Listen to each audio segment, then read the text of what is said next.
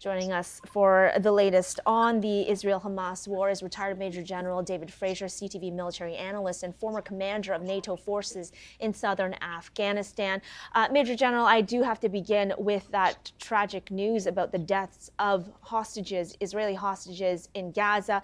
The Israel's military is saying that it accidentally killed 3 Israeli hostages. Your reaction to this and what you're taking away from it?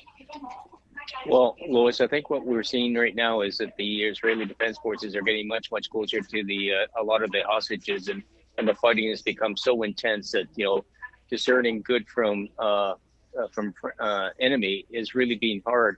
And it must be just an absolute devastating blow to the Israeli Defense Forces that they killed 3 of their own hostages that they were probably going out there to try to save. So there's going to be an awful lot of introspective looking at what they did and how it happened. But it's a really sad day for the IDF, for the 3 families, and it's just this killing is just hard on everybody, including Palestinians. And there's no confirmation at this point on whether or not these are the individuals of the other 3 individuals that were found dead as well. So we are waiting for an update on that.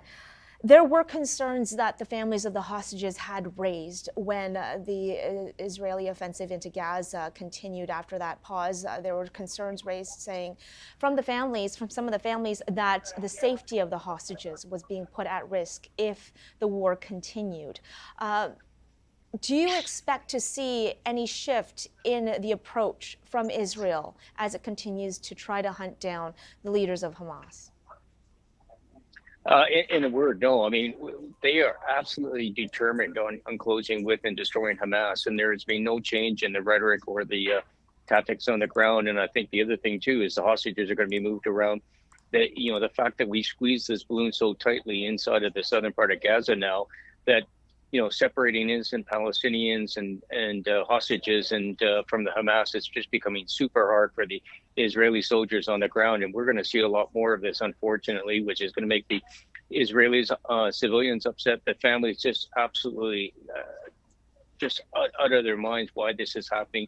And Israel is not doing more to protect the civilians and the hostages. So this is going to put a lot more pressure on the prime minister, and just going to reinforce the international community's growing desire to stop this fighting.